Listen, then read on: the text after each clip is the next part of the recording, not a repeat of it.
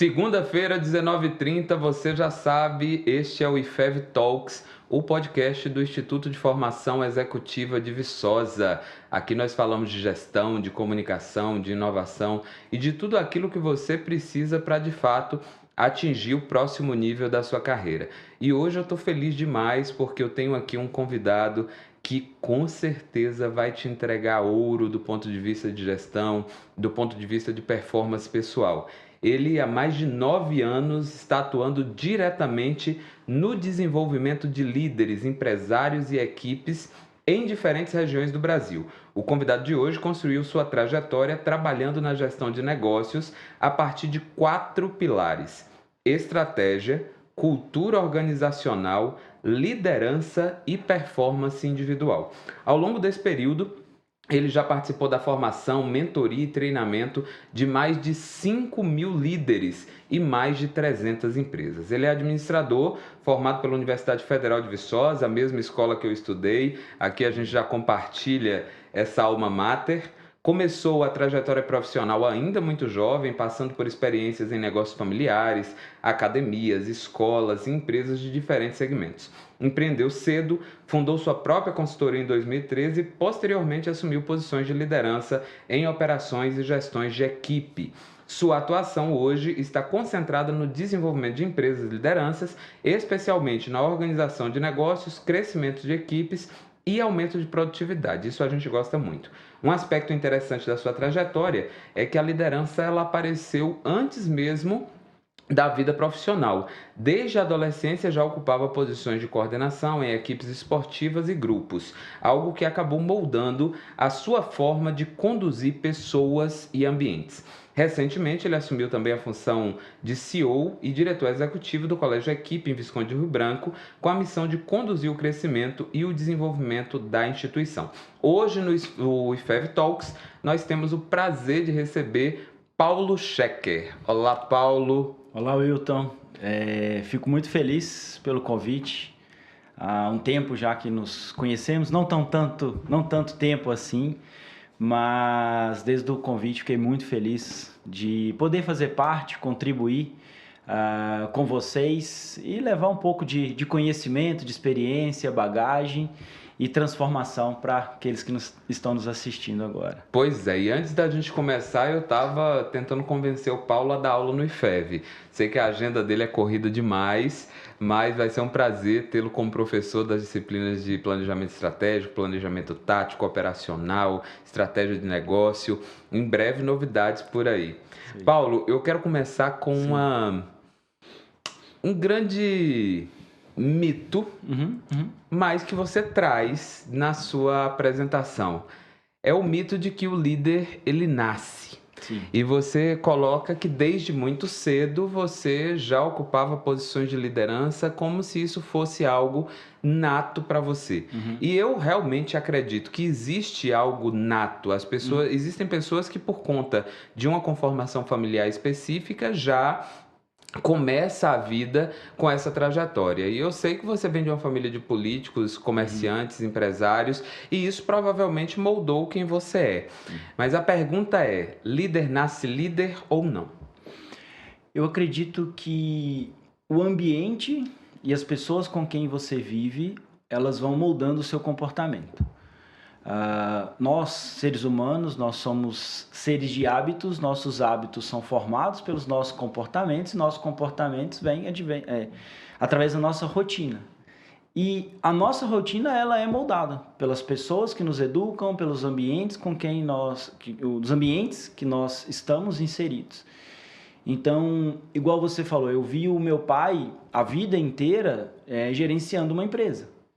Então, aonde quer que eu fosse, o meu pai estava à frente de uma empresa, de grupos, de equipes. Então, o ambiente e as pessoas, desde a minha infância, foram me colocando em situações e eu fui vendo, eu fui observando aquilo. Então, eu tive essa característica de nascer nesse ambiente com um pai que tinha essa característica de liderança. Né? Mas eu acredito que a liderança ela pode ser desenvolvida desde que a pessoa ela queira se desenvolver para se tornar um líder ou uma líder, e desde que ela entenda que antes de você ter um cargo de liderança somente, você precisa adotar uma mentalidade de liderança, você precisa saber o que é ser um líder de fato.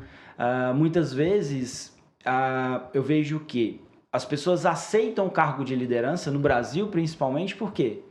Para receber um pouco a mais.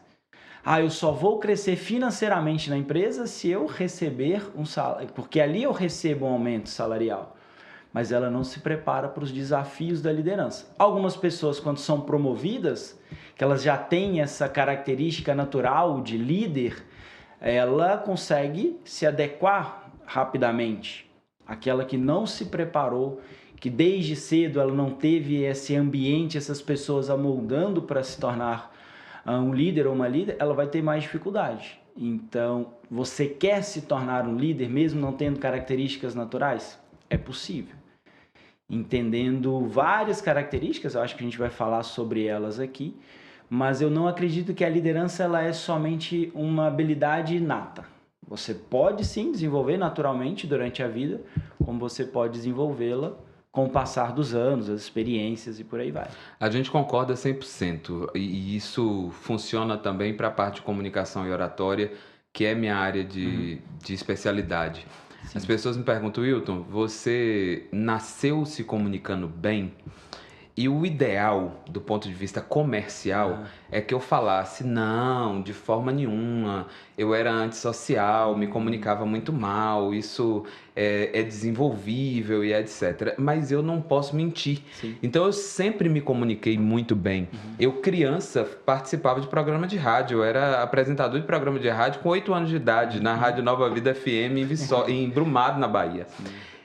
E como que eu mostro para as pessoas que isso não é algo nato do ponto de vista genético, mas é algo muito próximo daquilo que você falou, uma moldagem através do ambiente. Sim. Justamente porque eu sou filho de vendedores. É o normal para mim era ver meu pai e minha mãe se comunicando, vendendo, trabalhando de forma a se comunicar bem.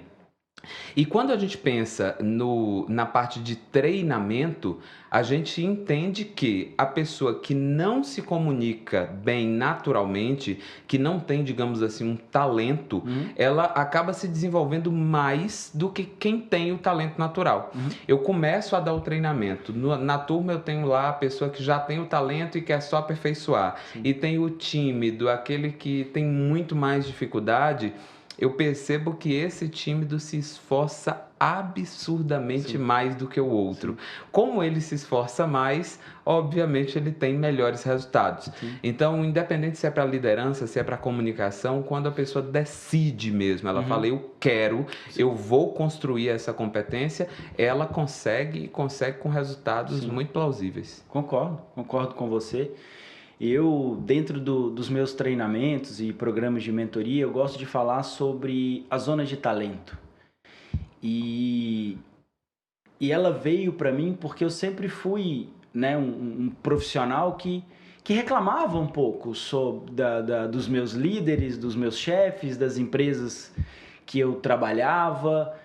E o jogo só mudou quando, de fato, eu identifiquei essa minha zona de talento, que é o que eu faço bem feito.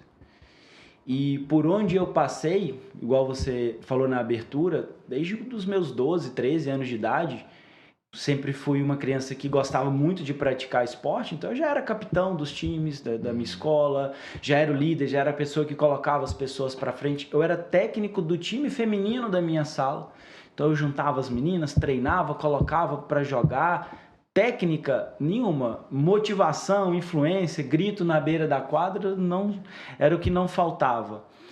Então, com o tempo eu fui vendo que eu sou muito bom com as pessoas, em movimentar pessoas, em colocar as pessoas para fazer aquilo que é possível ser feito. Então, ali é minha zona de talento.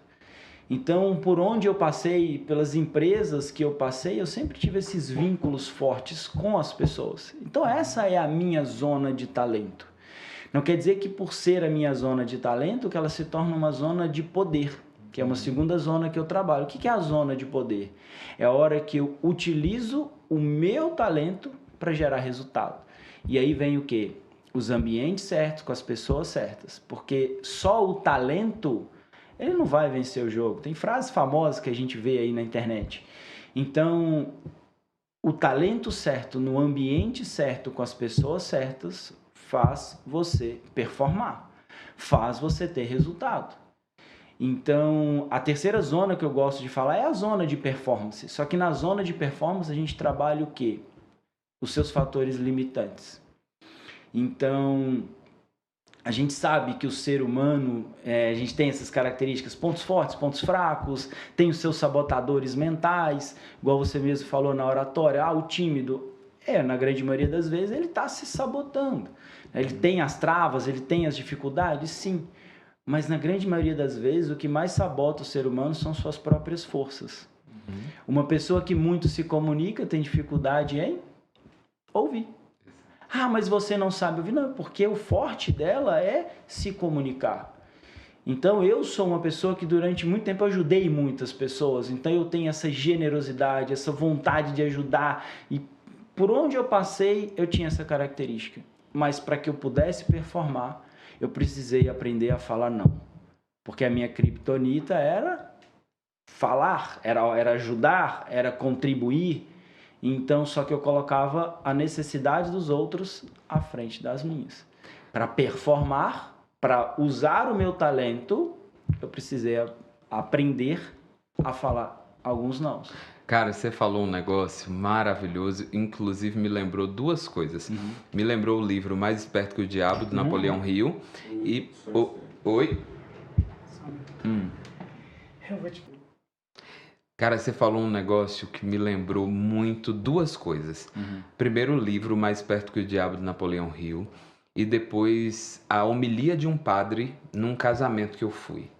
Neste livro, o Napoleão Hill conta como se o diabo estivesse mostrando como que ele domina o ser humano. E é justamente aí, ele vai pegando determinados pontos que são criptonitas, que são áreas que a pessoa não domina bem e vai trabalhando. E aí o padre, no casamento, ele falou sobre como o diabo tenta as pessoas. E aqui não é nada religioso, mas é para mostrar que, geralmente, as nossas tentações, as nossas criptonitas têm a ver com os nossos pontos de fortaleza. E aí o padre falava o seguinte: o diabo tenta o artista, o que canta, aquele que usa a voz, com o poder do cigarro. Sim. Que é para realmente danificar aquilo que ele mais utiliza.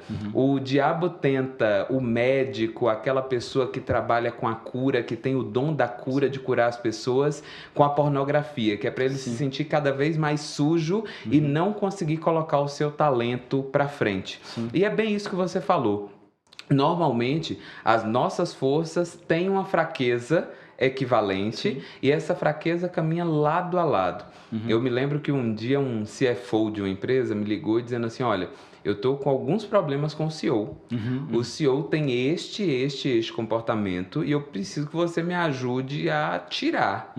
Falei: olha, eu até tiro, mas você tem que saber que se eu tirar esse, vai embora junto esse e esse. Sim. Ele falou: não, aí não dá não. Eu falei: então conviva com isso. Porque as coisas, elas geralmente estão juntas. Sim. Mas voltando para um tema que você trouxe, que é, normalmente, as empresas colocam líderes porque esses líderes eram boas pessoas na operação. E não necessariamente porque a liderança está na zona de talento dessas pessoas. Sim. E a gente sabe que no Brasil, empresas que têm carreira estruturada em Y são raras. Então, se você quer ganhar mais dinheiro, alcançar posições de poder, de fato, você precisa assumir cadeiras de liderança. Como que você vê isso hoje?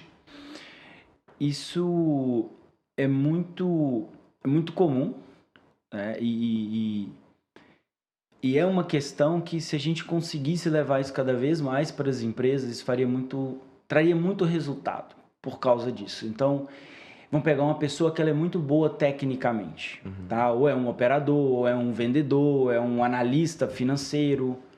Se eu dou a possibilidade dessa pessoa crescer numa área de talento dela, que é ser analista, que é trabalhar ela, somente ela e mais ninguém, ela e as planilhas, ela e os dados, ou um vendedor, cara, eu quero ser só vendedor, eu só quero vender. Então você desenvolve todo um plano de carreira para que essa pessoa possa crescer na área de talento. Ela não quer liderar outras pessoas. Ela não quer gerenciar outras pessoas. Mas quando a gente chega nas empresas, isso raramente acontece. E aí a gente tem um outro problema, porque dentro das empresas, para que você possa crescer financeiramente e profissionalmente, você precisa alcançar cargos de liderança. E o que eu vejo muito de reclamações das pessoas? As pessoas são promovidas por tempo de casa. E quem é que diz que a pessoa que mais tempo tem na empresa é a pessoa que mais tem competência e capacidade para se assumir um cargo de liderança? E a gente vai voltar naquela máxima de que quando você vai para um cargo de liderança, liderança não é um cargo. Liderança é verbo, liderança é ação, liderança é inspiração. Só que as pessoas, quando são promovidas, elas já sentem que tem o rei na barriga, né? Só que quem diz que você é o líder não é você, não é o seu líder, é o seu time. Se o seu time não te der a permissão para liderar, você não consegue liderar. Então, quem diz que você é um líder? São as pessoas que te seguem. E aí a gente entra nessa novamente. Eu posso dar a possibilidade da pessoa que não quer ser líder, não quer fazer uma carreira de liderança, de se tornar muito bom naquilo que é a zona de talento dela. Agora, se você quer se tornar de fato um líder, eu vou te preparar antes que esse cargo ele seja oferecido a você. Então, isso a gente cai em dois tipos de liderança que a gente vê muito, que é a liderança imposta, eu sou o CFO, eu sou o gerente, eu sou o coordenador e todos vocês devem me obedecer. E muitas vezes por quê? Porque essa pessoa ela foi liderada assim. Aquela liderança arcaica, aquela liderança antiga, né? Hoje, a liderança contemporânea ela precisa ser uma liderança conquistada. Você conquistou o cargo, mas quem disse se você é líder ou não, não é você. É o seu time, são as pessoas que você segue. Então, recentemente eu estava dando uma mentoria para um líder e a empresa dele, eles têm essa carreira em Y e eles têm programador júnior, programador pleno, programador sênior, especialista e por aí vai. Por quê? Porque não são profissionais que a zona de talento deles é liderar pessoas, não, é programar. Tira essa pessoa da programação, você coloca essa pessoa numa zona que não é onde ela vai performar. Só que eles também dão a possibilidade. Você quer ser líder? Você quer um cargo de liderança? Então nós vamos te dar treinamentos, mentorias e formações. Então era um líder programador, mas que queria liderar, já tinha uma equipe, ele veio me procurar para a gente desenvolver ainda mais habilidades. E qual era a principal habilidade? Pensa, um programador. Qual é a principal habilidade que um programador, quando vai ocupar um cargo de liderança, ele quer desenvolver? A habilidade de se comunicar. Muito porque é um trabalho muito focado, linhas de código, linhas de código, linhas de código. Depois ele tem que entender de outros códigos, que são os códigos humanos, são os códigos comportamentais e cada pessoa é única e diferente. Então, foi esse o trabalho. Quer ser especialista? Que a gente consiga que cada vez mais empresas tenham esse plano de carreira. Quer ser líder? Aprenda a liderar, desenvolver pessoas. Mas primeiro você precisa olhar para você.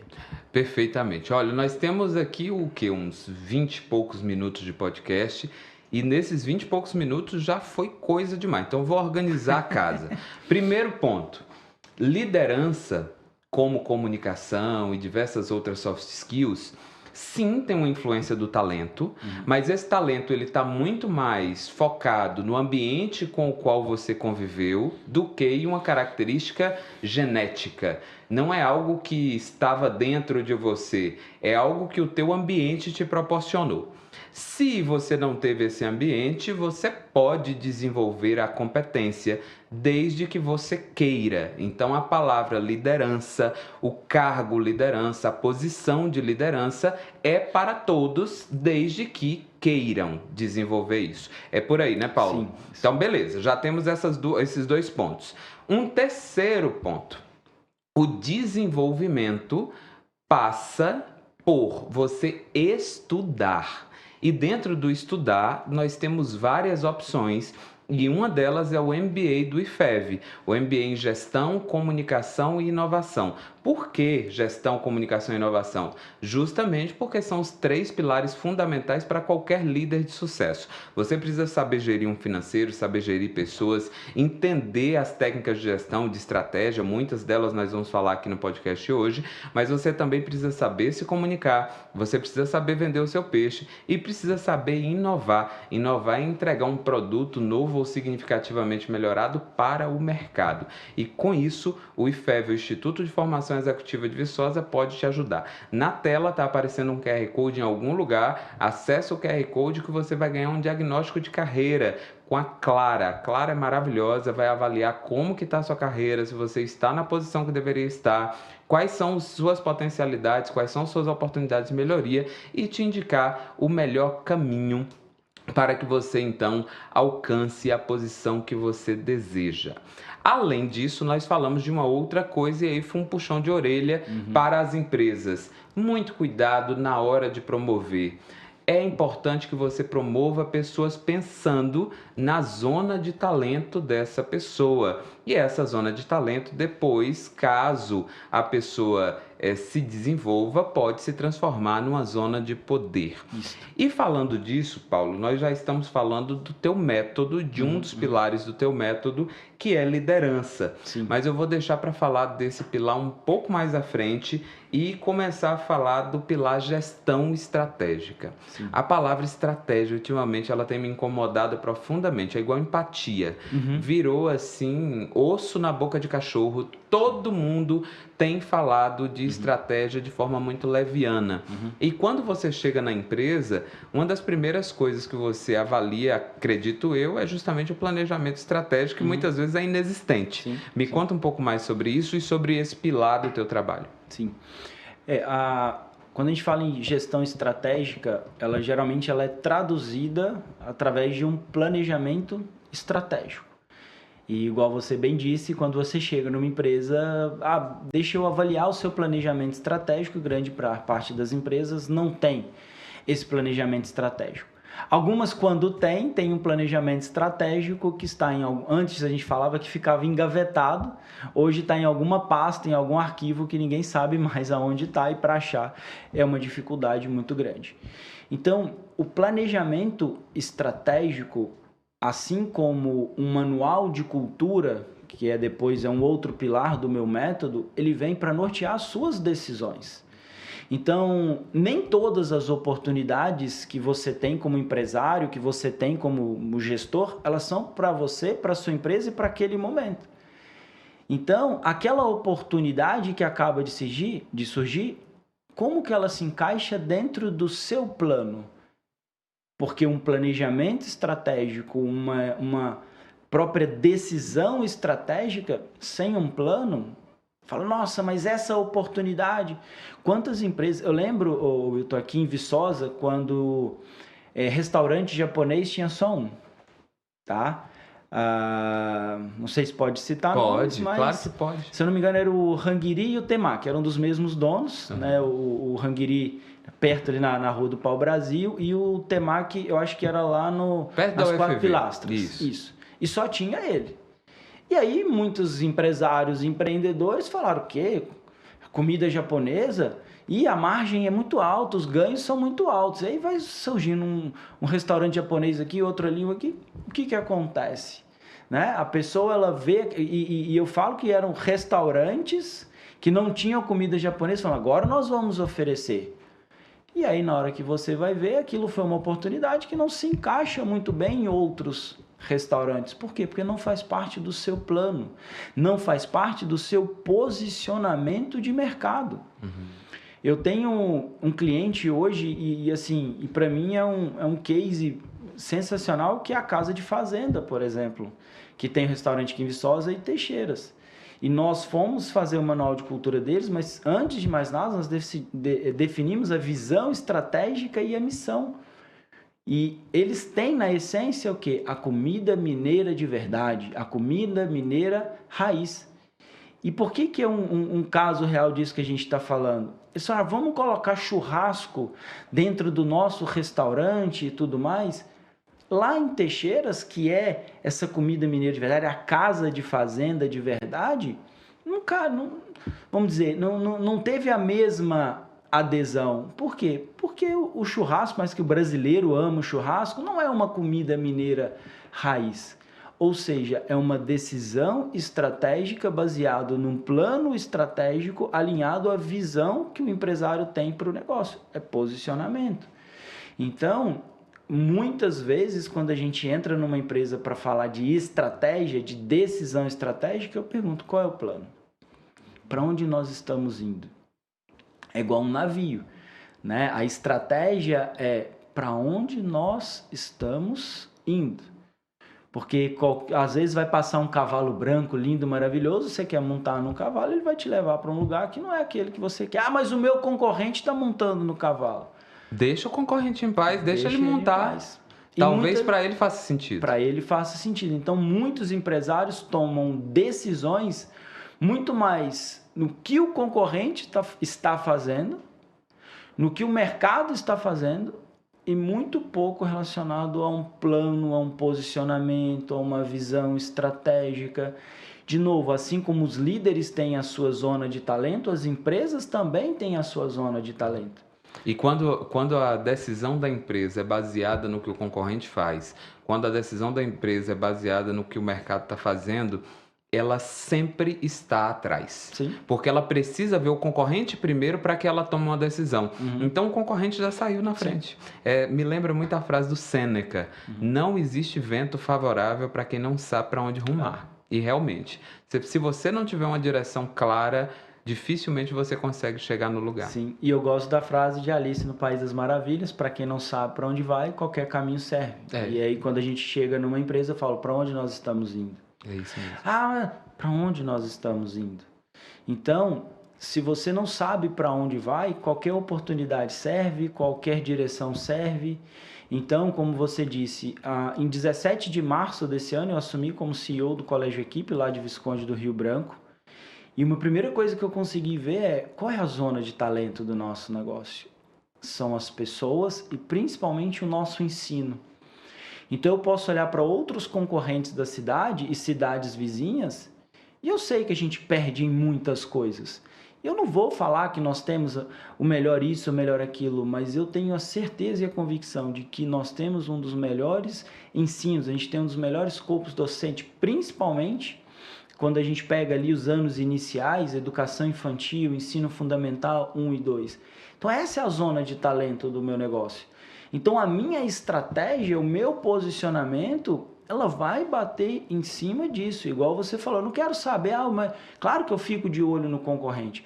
Ah, mas o concorrente está adotando isso, está adotando aquilo, mas espera aí. O nosso grande diferencial são as pessoas, são os nossos professores. Eu preciso valorizar esses profissionais, porque eles é que conduzem todo o negócio.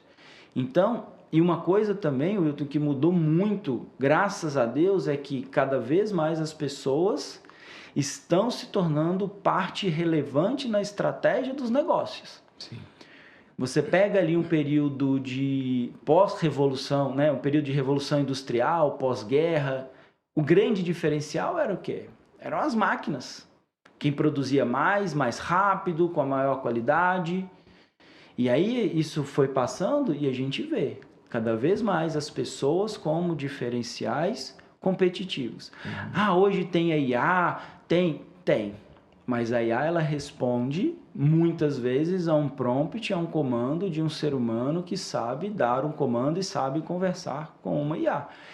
E todo negócio é feito de pessoas para pessoas.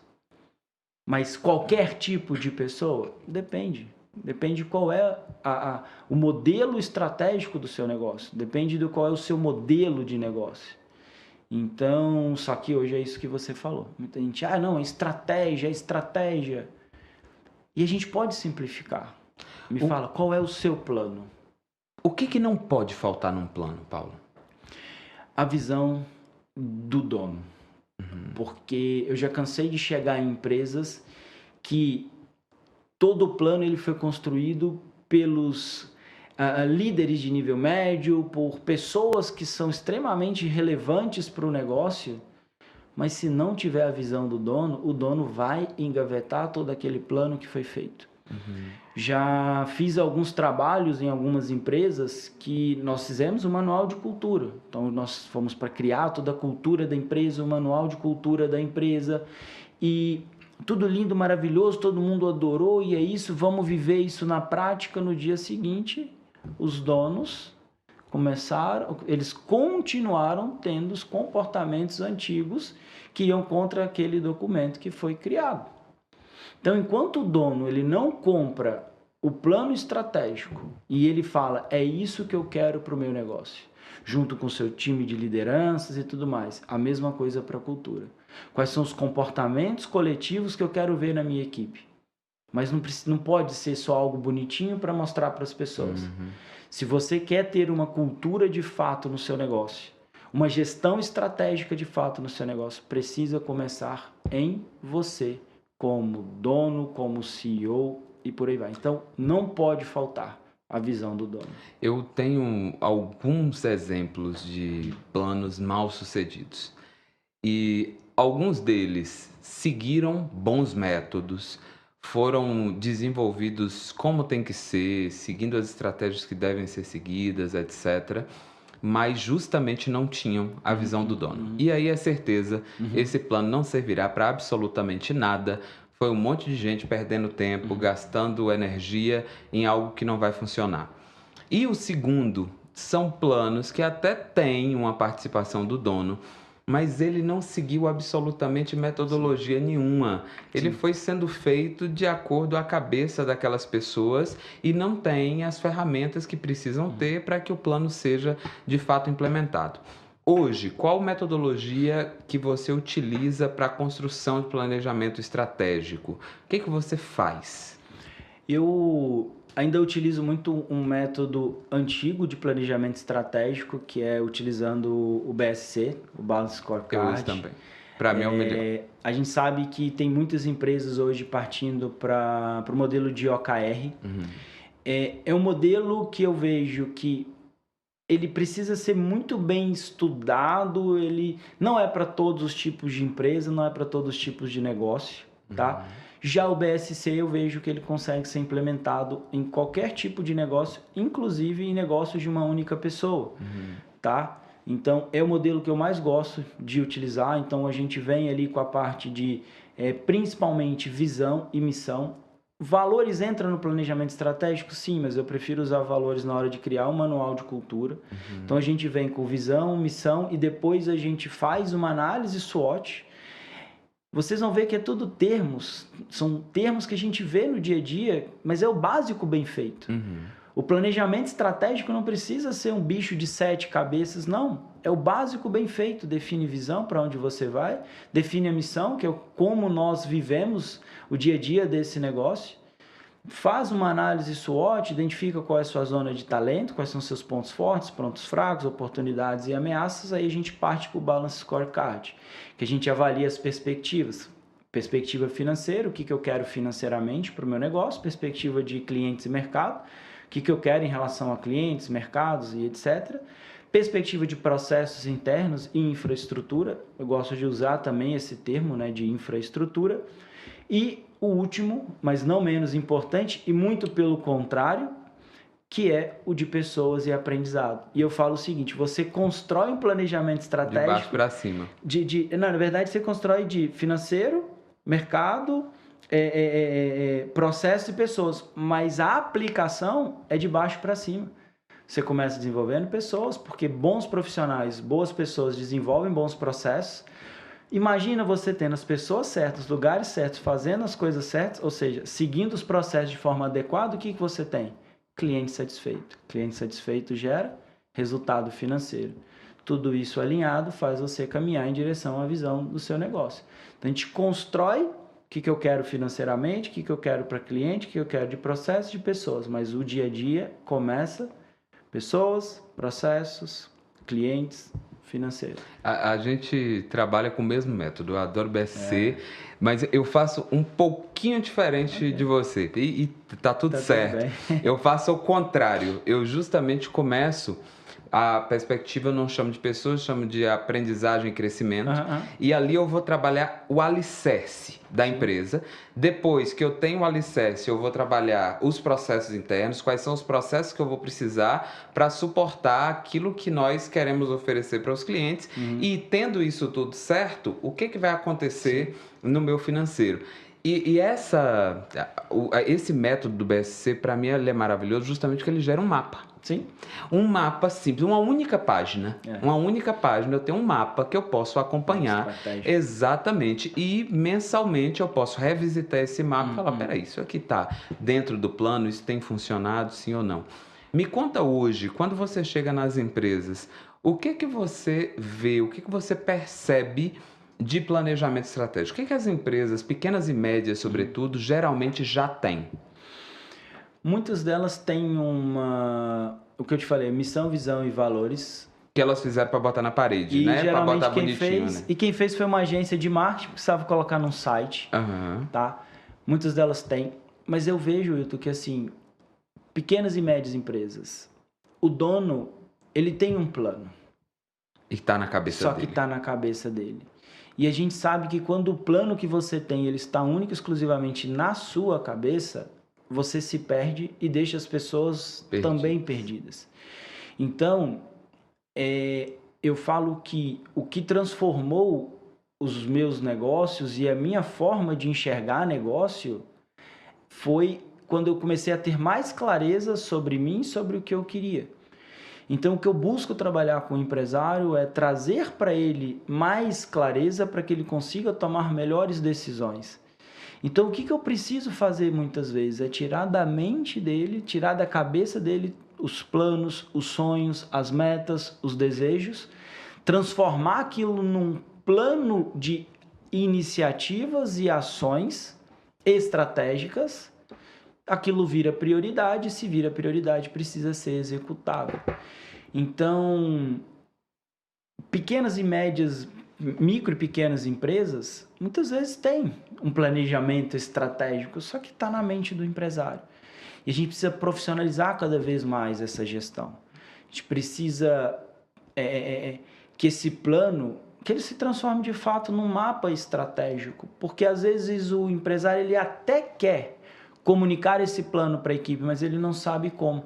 Se eu tenho um mapa estratégico, onde vocês estão vendo essa foto linda e maravilhosa desse rapaz aqui, né? Você poderia ter um mapa estratégico do seu negócio e você faz uma palestra, uma apresentação para todo o seu time, para toda a sua equipe, explicando a importância de se ter as pessoas certas, nos lugares certos, fazendo a coisa certa, os processos, como que nós vamos servir aos clientes, a toda uma comunidade, para que a gente tenha os resultados financeiros que a gente almeja. Exato. Se você for conversar com um empresário, ele tem noção. Você fala, o que você quer financeiramente? Pô, eu quero prosperar, eu quero mais lucro, eu quero aumentar a minha margem, eu quero reduzir minha inadimplência. Legal. E o que você espera que proporcionar para os seus clientes? Ou melhor, o que os seus clientes esperam do seu negócio? Como que você vai posicionar? Eu quero assim, tal. Beleza. E quais são os processos que hoje você precisa melhorar, alinhar, estruturar no seu negócio que, se alinhado, faz seus clientes ficarem mais satisfeitos com você e com a sua marca? Como é que você avalia hoje as pessoas do seu negócio? Quem que você tem hoje que você não contrataria, nesse caso demitiria, e quem que você gostaria de contratar? Mas imagina, tudo isso na mente do empresário, junto com problemas pessoais, problemas familiares. E quando a gente fala de pequenas e médias empresas, sobretudo negócios locais, cidade pequena, Nós temos uma dificuldade com o empresário grande, que é, o que você quer? Ele realmente sabe. Ele sabe que ele quer aumentar a margem, ele quer aumentar faturamento, ele quer melhorar financeiramente o negócio. E aí você pergunta, tá, e quanto de orçamento você vai disponibilizar para isso? Ele, não, aí eu... não sei. Bom, aí é o que precisar, a gente vai vendo. Parece que o empresário, ele morre de medo de fazer orçamento, de falar, criar uma linha de despesa e dizer, para isso nós vamos investir tanto. Eu quero ter melhores colaboradores. Para isso eu preciso de uma linha de despesa chamada treinamento de equipe e nessa linha eu tenho que dispor. No ano eu vou gastar necessariamente pelo menos tantos reais para que isso de fato aconteça. E essa palavra pequena e média empresa, ela é complexa porque a gente nunca sabe o que é uma pequena empresa, o que é uma média empresa. E eu posso te dizer, eu dou consultoria para uma empresa que hoje fatura 70 milhões no ano. É uma empresa considerável, né? No mínimo considerável. E quando eu cheguei para pegar o planejamento estratégico, o dono falou, tá aqui, ó. Toma. Tá aqui, e agora?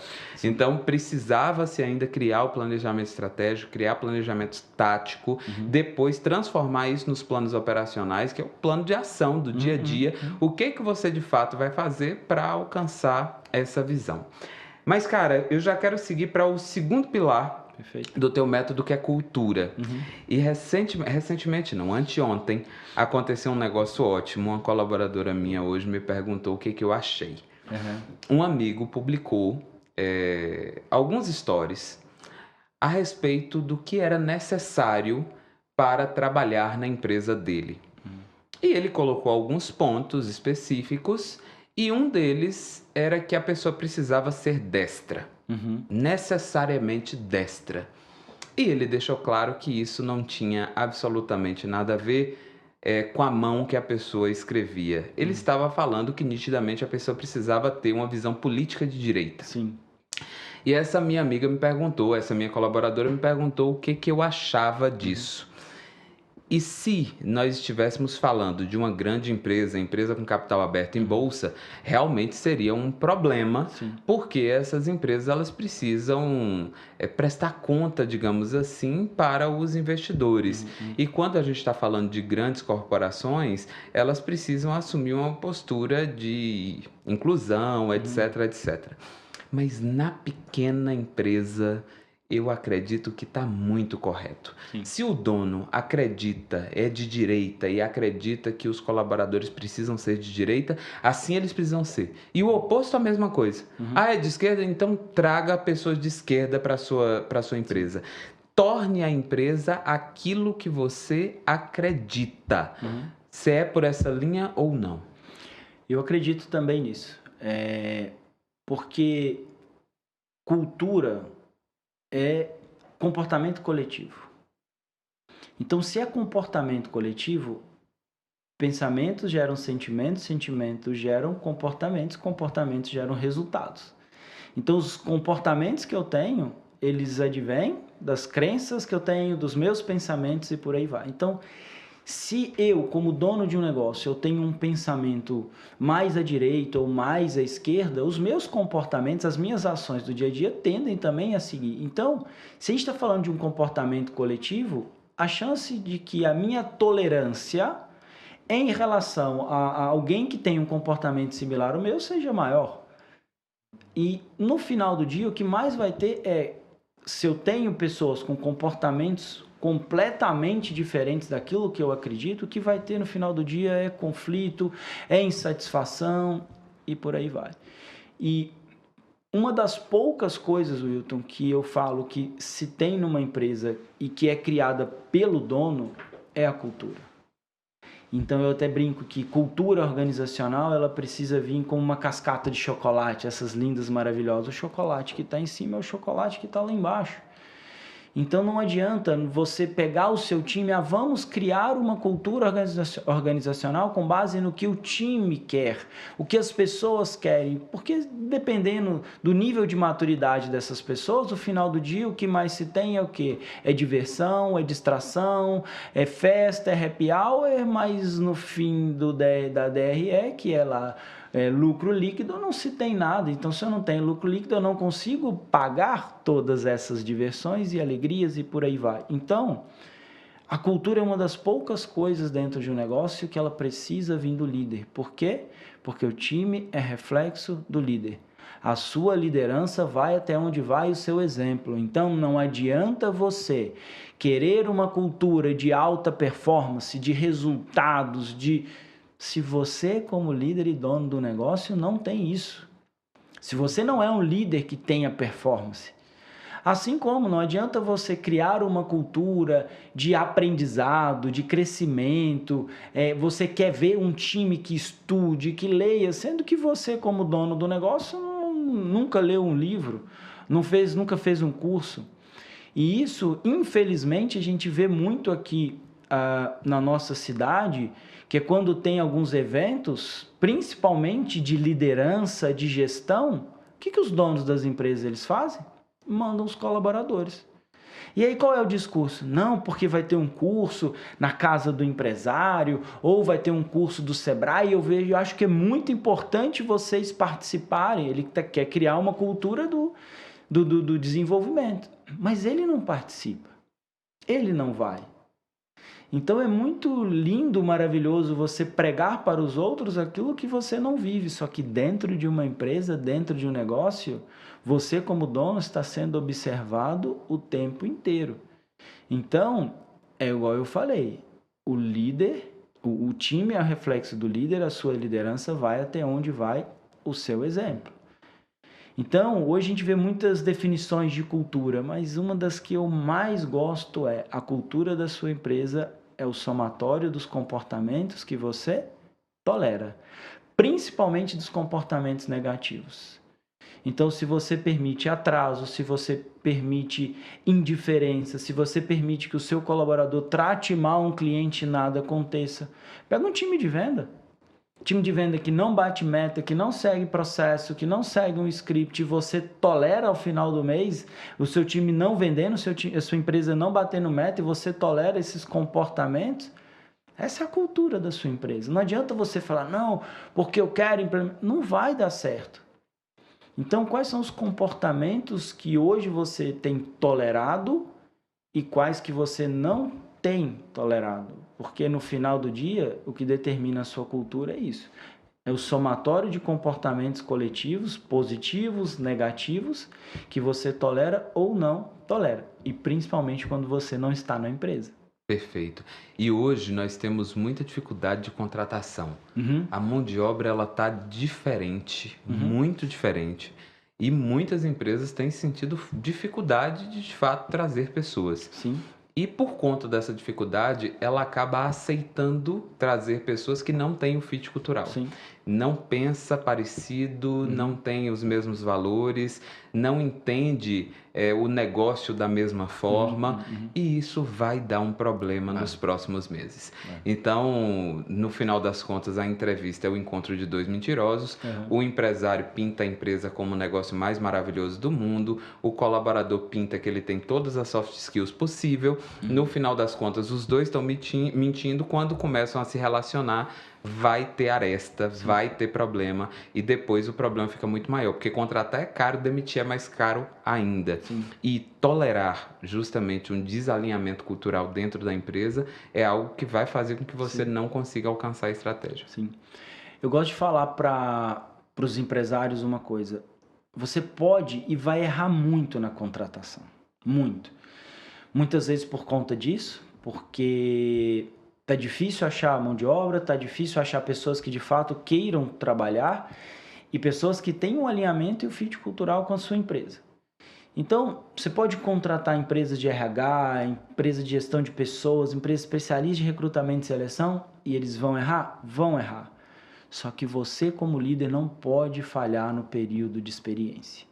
E o nome é isso, é uma experiência para você e para o colaborador. E que ao final de 90 dias, ou 45, 30, 60, pouco importa, que você faça uma avaliação. É esse colaborador que eu quero na minha empresa para os próximos 90 dias? Se não, encerra o vínculo ali e vai atrás de novos colaboradores. Usa o período de experiência como de fato uma experiência. Você vai errar, vai falhar na hora de contratar, mas você não pode falhar no período de experiência. Mas uma coisa também é importante. Vira para esse colaborador e faça uma pergunta. É nessa empresa que você quer continuar nos próximos 90 dias? E se você falar para mim que não, eu estou disposto até te dar uma bonificação para você não continuar. Tem empresas que fazem isso e o colaborador ele simplesmente fala, me dá esses R$100, esses R$200 que você está me oferecendo e eu vou embora. Vai ser uns R$100, R$200 que vai sair mais barato da sua vida. Sim, por quê? Porque a pessoa ela não se identificou com a sua empresa. E o brasileiro ele é muito otimista e principalmente o mineiro, né? Então, o que a gente vê? A pessoa ela completa o período de experiência e quando você vai perguntar para o líder, ele fala, nossa, mas essa pessoa não faz isso, não faz aquilo, e ela chega atrasada e no período de experiência. Aí ela fala, não, mas vamos dar mais uma chance? Vamos dar mais uma chance para ver o que acontece? Fala assim, no momento que era para essa pessoa mais demonstrar vontade, capacidade, desejo de permanecer na empresa, ela não demonstrou. Você acha mesmo que depois de contrato assinado, agora vem todas as questões legais, trabalhistas e etc., você acha que ela vai mesmo melhorar? E outra, a sua empresa não tem um programa de treinamento e desenvolvimento. Não tem um programa de formação. Você acha que essa pessoa sozinha vai acordar no dia seguinte, ela vai vir, hoje eu mudei, hoje eu sou uma nova pessoa. Que ela vai assistir um podcast, vai assistir um vídeo no YouTube, vai ler um livro e falar, agora eu sou uma outra pessoa. Não. O que vai acontecer é o contrário, ela vai contaminar os bons que você tinha. Isso. Então, por isso que eu falo, planejamento estratégico e manual de cultura são ferramentas para te auxiliar na tomada de decisão. O planejamento estratégico te ajuda a tomar decisões sobre quais decisões eu tomo em relação ao negócio, a processos, investimentos e por aí vai. Perfeito. O manual de cultura ele te ajuda a tomar decisões sobre quais pessoas eu quero atrair, quais eu quero afastar, quais pessoas eu quero promover, bonificar e manter, quais pessoas eu preciso demitir. Teve uma empresa lá de Ponte Nova que eles estavam com todo o quadro de colaboradores preenchidos. E o dono da empresa falou, cara, eu não estou muito satisfeito e tal. Eu falei, sabe o que você tem que ter? Processo seletivo na sua empresa, ela precisa acontecer 12 meses por ano. Mas como assim, Paulo? Não preciso contratar. Mas você não está insatisfeito com seus colaboradores? Estou. E mesmo que você estivesse plenamente satisfeito, se você está com o processo seletivo aberto o ano inteiro, quem sabe num desse processo você encontra um currículo, um profissional, uma pessoa que ela vai se encaixar dentro da sua empresa melhor do que todos aqueles que estão ali. Você agradece aquele que menos está performando e encerra a parceria. Ou aumenta o quadro de funcionários, porque agora você achou um que está completamente aderente à sua cultura. Perfeito. Então, o processo seletivo, ele precisa acontecer o ano inteiro. Principalmente em negócios de alta rotatividade. Empresas que trabalham, né? A gente fala muito de escala 6x1, 5x2 e por aí vai. Se a sua empresa trabalha escala 5x1, trabalha sábado, domingo, feriado, a gente sabe que a rotatividade é maior. Se você trabalha num ambiente de alta pressão, como é um ambiente de vendas, por exemplo, alta cobrança sobre resultados, você precisa estar fazendo processo seletivo o ano inteiro. E uma coisa também, Wilton, que eu vejo que mudou muito é que antigamente você fazia uma postagem no Facebook, né? Não era nem Instagram, e vagas abertas. Aqui em Viçosa mesmo você tem aí camelotagem disso, oportunidades disso, daquilo. Você abria uma vaga, o que acontecia? Enchia. E chovia currículo. Enchia de currículo pessoas interessadas.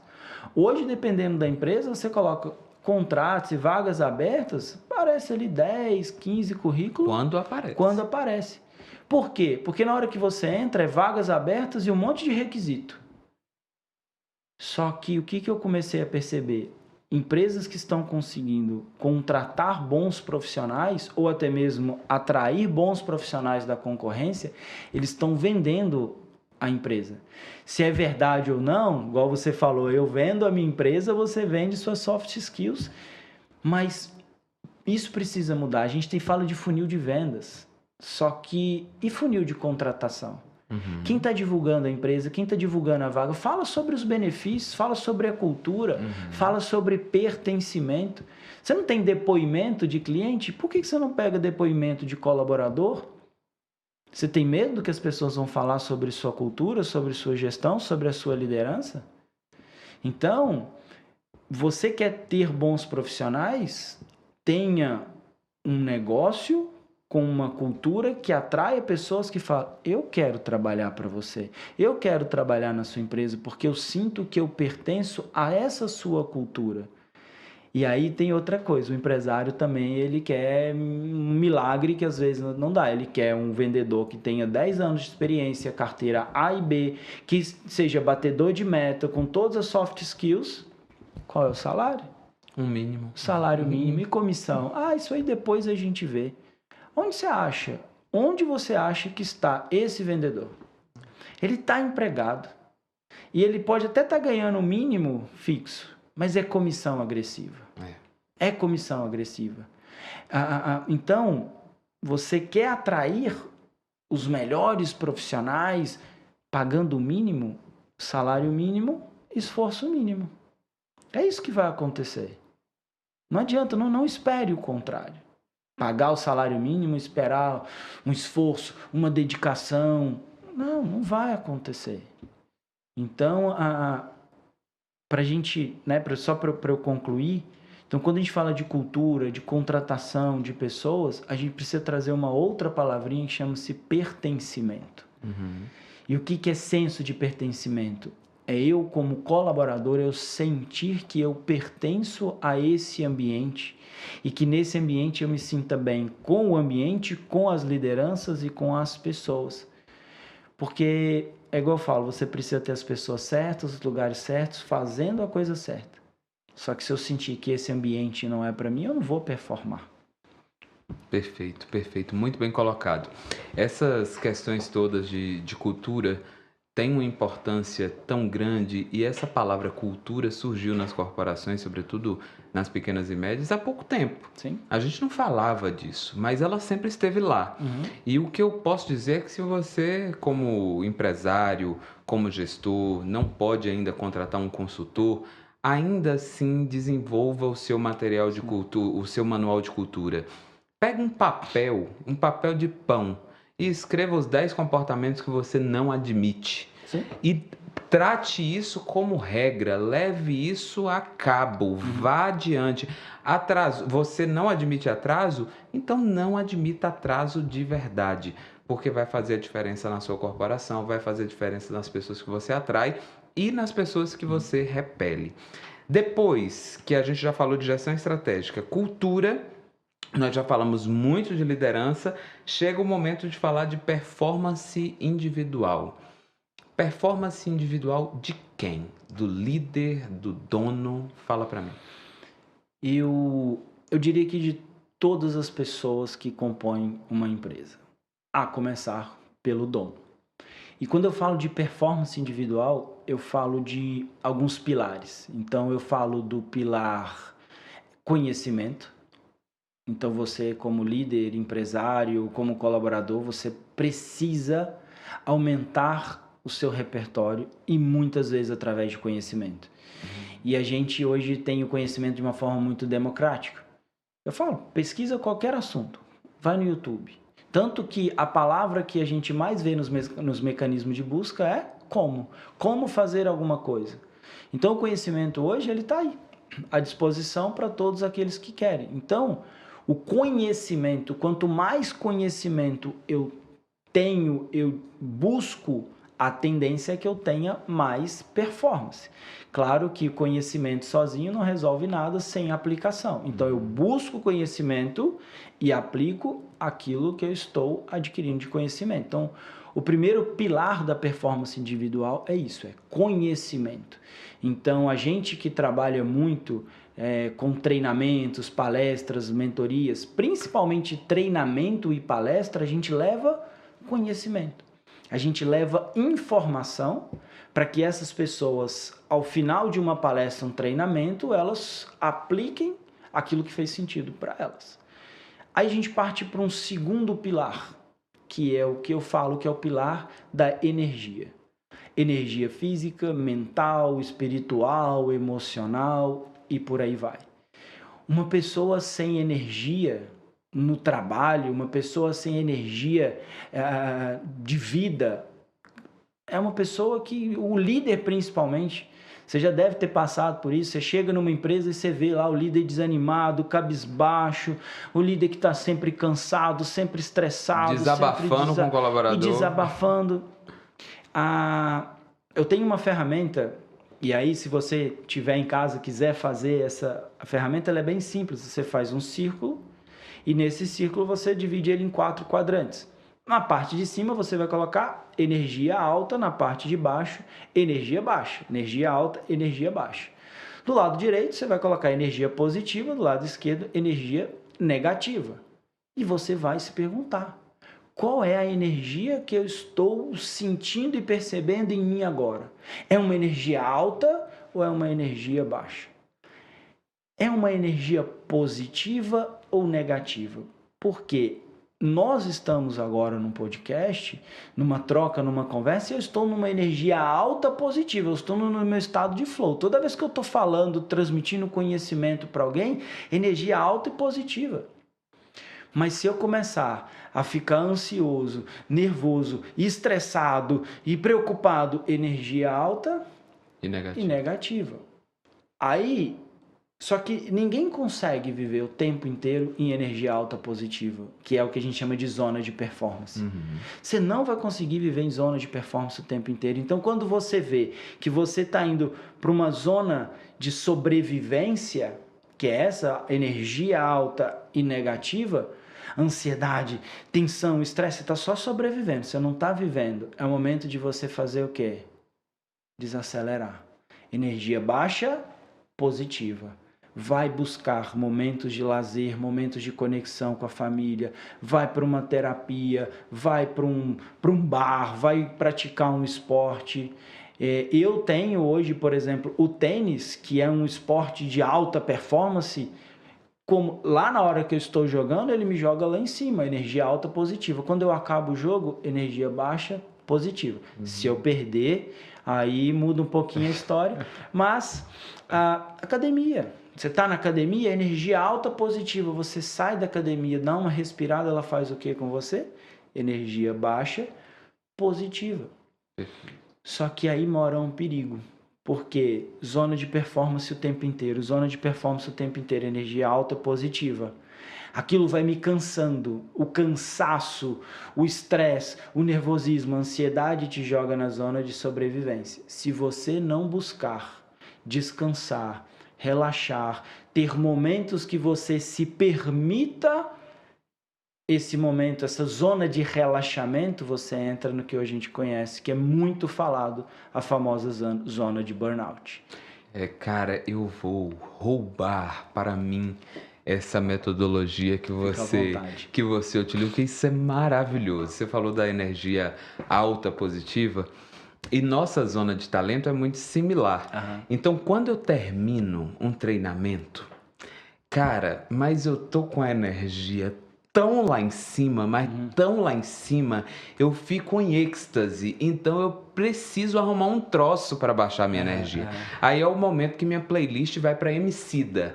Eu busco aquelas músicas assim para dar uma abaixada na onda, para realmente conseguir seguir a vida, seguir o dia, justamente porque a energia alta, positiva o tempo todo também cansa, né?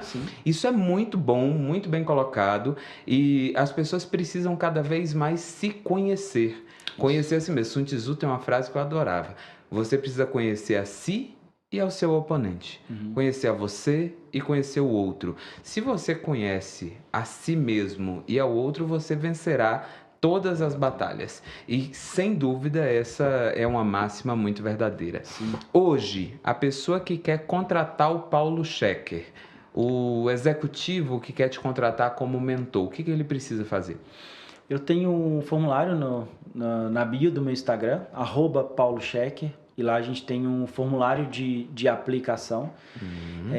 Eu gosto de fazer essa entrevista, esse bate-papo inicial, tá? Mas quem quiser pode acessar a bio do meu Instagram, ou se quiser conversar diretamente comigo pelo direct do Instagram, eu ainda respondo todo mundo pelo número de seguidores que hoje eu tenho. Então é isso. Preenche a aplicação e lá a gente consegue identificar principalmente os principais gargalos, seja do líder, do empresário, ou seja do próprio negócio. Até mesmo porque, Wilton, é por onde eu gosto de começar. Por mais que seja o quarto pilar, você falou uma coisa que para mim é primordial. Você primeiro precisa se conhecer para que você possa se liderar e com isso você possa conhecer as pessoas que você lidera e aí sim você está pronto e preparado para liderar. Então, até mesmo por conta disso que eu falei, não adianta você querer que os outros tenham conhecimento se você não tem conhecimento. Não adianta você querer que os outros deem o máximo de si, tenham energia, engajamento, se você não demonstra energia. E aí tem um terceiro ponto dentro da performance, da zona da performance individual, que é tempo, gestão do tempo. E é o ativo mais valioso que nós temos, porque já deve ter aqui mais ou menos 1 hora que a gente está aqui conversando, essa 1 hora ela não volta mais. Eu tenho hoje uma filha de 6 meses e uma de 2 anos e meio, esses 6 meses da minha mais nova não volta, já passou. Hoje, inclusive, foi o primeiro dia dela na escolinha, na crechinha. Então, não volta. De 2 anos e meio, não volta. Então, as pessoas estão desperdiçando o seu tempo e a sua energia em atividades, em tarefas que não te levam a lugar nenhum. É você rasgando os seus ativos mais valiosos. O primeiro é o tempo e você pensa o seguinte: se você usar o seu tempo da forma correta, você consegue adquirir mais conhecimento. E você consegue usar o seu tempo para te proporcionar mais energia. Paulo, e onde entra o dinheiro nisso? Eu falo, peraí, usa a energia que você tem, alta e positiva. No tempo que você tem para adquirir mais conhecimento, e não só adquirir o conhecimento, para aplicar esse conhecimento, você passa a ter mais o quê? Dinheiro. Quero melhorar meus relacionamentos. Você quer mesmo? Com quem? Com a minha esposa. O tempo que você tem com ela é um tempo de qualidade, é um tempo de atenção com seus filhos. E quando você está diante da sua esposa, dos seus filhos, como é que está a sua energia? É uma energia que demonstra para eles, eu quero estar com você, ou uma energia de, cara, eu não aguento isso aqui, esse momento de tédio. Leva isso para o trabalho. É a mesma coisa. Então não adianta você querer mudar os outros enquanto você não estiver disposto a mudar a si. Como é que você muda? Com autoconhecimento, com autoliderança. Aí como é que você muda, entre aspas, o outro? Conhecendo o outro. E liderando influenciando o outro. Então, a própria comunicação, a própria oratória, temas que você fala com maestria, você não desenvolve uma oratória se você não tiver um autoconhecimento profundo, se você não olhar para dentro. Não é só as técnicas que você usa. Técnica por técnica, você pode ver em vários livros, cursos, mas vai a forma como o palestrante, o treinador, ele faz você olhar para si, para que depois você possa olhar para tudo aquilo à sua volta. Então, por mais que seja o último pilar, o performance individual, é por ele que a gente começa. Tem uma frase do Peter Drucker que ele fala, a cultura come a estratégia no café da manhã. Mas não adianta você ter só cultura, não adianta você ter só a estratégia. Mas se você não tiver quem conduz a estratégia, não tiver quem conduz a cultura, que é você como líder, e se você não olhar para si e ver o quanto você está performando individualmente, não tem negócio. Por isso que o método hoje é crescer 360 graus. Que eu olho para a sua equipe, eu olho para você, eu olho para a cultura, eu olho para a estratégia e a gente define juntos o que é melhor para você e para a sua empresa. Paulo, foi uma delícia conversar com você. E esse último ponto que você traz de gestão do tempo é talvez um dos pontos que eu mais tenho batido na tecla com os meus clientes. Eu não conheço nenhum empresário desocupado. Desocupado eles não são. Não. Eles são ocupadíssimos. Eles são ocupados de manhã até a hora de dormir e olha que dorme tarde e acorda cedo. Mas a pergunta que eu sempre faço é com o que você está ocupado? Eu tenho um cliente que ele se orgulha em dizer que ele acompanha de perto o financeiro da empresa. Eu falei, é mesmo? Será? Deixa eu ver se você está acompanhando de perto mesmo. Ele, sei até quanto custou a água mineral. Quando ele me falou isso, eu sabia que ele não estava acompanhando o financeiro. Ele de fato sabia quanto custou a água mineral, mas ele não conseguia enxergar os dados agrupados. Então ele não sabia quanto cada setor custava para ele, quantos cada setor trazia de retorno para ele. Então a visão dele era tão micro que o cegava diante do macro, que é aonde o empresário, o gestor precisa se preocupar. Ele precisa colocar visão naquilo que de fato vai mudar o ponteiro do negócio. E você que está aí nos assistindo, nós tivemos uma aula maravilhosa com o Paulo Schecker sobre gestão, sobre cultura, liderança, e você pode desenvolver a sua liderança, você pode se desenvolver enquanto profissional com o MBA do IFEV, o Instituto de Formação Executiva de Viçosa, um MBA em gestão, comunicação e inovação, os 3 pilares que vão te tornar o líder que você deseja ser. Entre em contato pelo QR Code que está aí na tela, faça o seu diagnóstico de carreira, entenda o que está de fato te travando, quais são as suas oportunidades de melhoria, justamente qual é sua zona de talento, qual é sua zona de performance, porque isso vai fazer diferença na tua vida profissional. E se fizer sentido, neste momento o MBA, nós estaremos à sua disposição. Toda segunda-feira às 19h30, você já sabe, tem podcast do IFEV, sempre com personalidades como a do Paulo, que esteve aqui hoje. Paulo, muito obrigado, foi um prazer estar contigo. Eu que agradeço o convite, sempre que precisar, estou à disposição. Como você disse, foi uma delícia estar aqui e quando você tem essa clareza, né, da sua zona de talento, que te deixa de fato estado de flow, estado de fluxo, você não sente o tempo passar, e foi o que nós tivemos aqui nessa conversa de hoje. Então, muito obrigado pelo convite, sempre precisar, à disposição. Passou voando e agora quando terminar o podcast eu vou convencê-lo a dar aula para mim no IFEV, vai ser um negócio maravilhoso. Obrigado e até a próxima.